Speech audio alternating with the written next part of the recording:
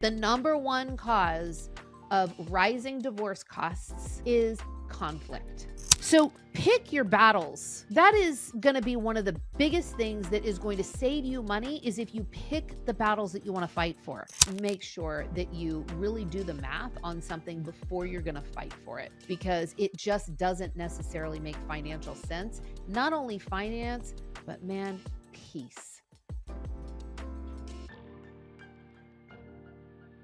Okay, how much is your divorce going to cost you? One of the biggest complaints that I hear in divorce cases when I'm working with people who are going through divorce is that their attorney is charging them so much money and they're literally bleeding dry. Money is evaporating and they don't see any end in sight. Well, here's what I'm going to say. Actually, you have more control over how much your divorce costs you than you think you do.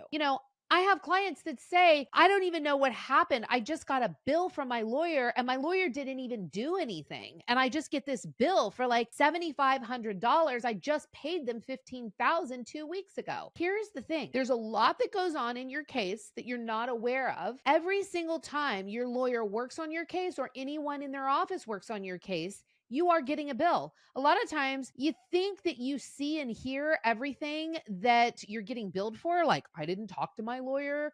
I barely saw my lawyer in court. How could they possibly give me a bill? Well, there was probably a lot that had to go into preparing for court, preparing your arguments, preparing and filing all of the paperwork. They maybe had to respond to things that opposing counsel sent. Opposing counsel sent a demand for all these document production and so forth. There's a lot that goes on behind the scenes that you're not aware of. But here's the thing.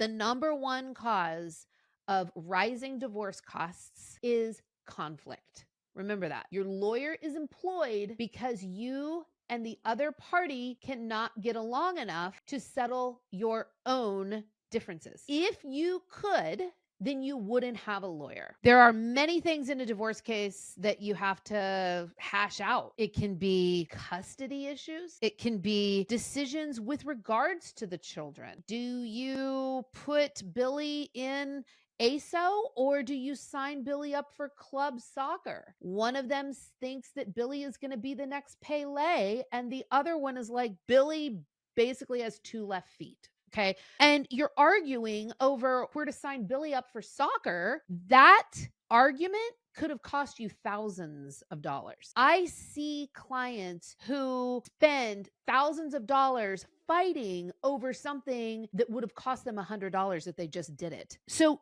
pick your battles. That is going to be one of the biggest things that is going to save you money is if you pick the battles that you want to fight for. You've got assets you have to divide. You've got debts that you have to divide. You've got other things that are kind of ancillary. Maybe you even have like a timeshare. Maybe you've got credit card points on a credit card that are worth a lot of money, and you're going to be fighting and arguing over those things. All of the personal property, all of the things that you have acquired together. If you have children, your relationship is going to continue beyond your divorce being finalized. Whether you want it to or not, when you have kids, as a parent, you still have to be in contact with that other parent. It is really important that you try your best to work with the other side on coming to as much resolution as you can. Maybe if there's 100 things that you all have to decide, if you guys can come to agreement on maybe 85 of them on your own, and then you only need to go in for 15% of your marital entity, then hey, you've saved yourself a lot of money. Definitely make sure that you really do the math on something before you're going to fight for it, because it just doesn't necessarily make financial sense. Not only finance, but man, peace, right?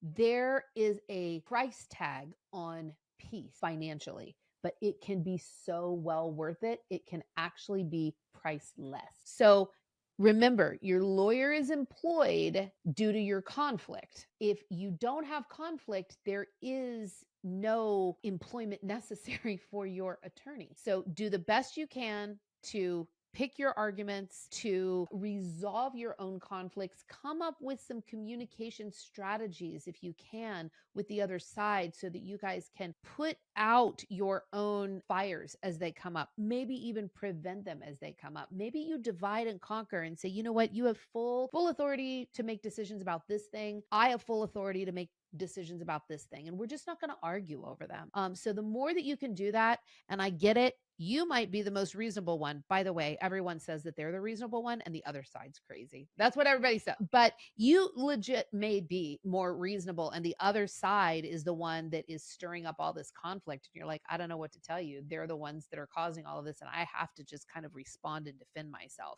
Again, that's where you really want to pick your battles and say, you know what? I'm just going to drop the rope and I'm going to let you have that, because I'm not going to continue bleeding dry, staying in this cesspool of toxicity. I got to move on with my life, and I got to put an end to this drain in finances that is just endless for me. So hopefully that helps. Just remember, conflict is the biggest expense in a divorce case. Like, subscribe, and comment below if you have any questions.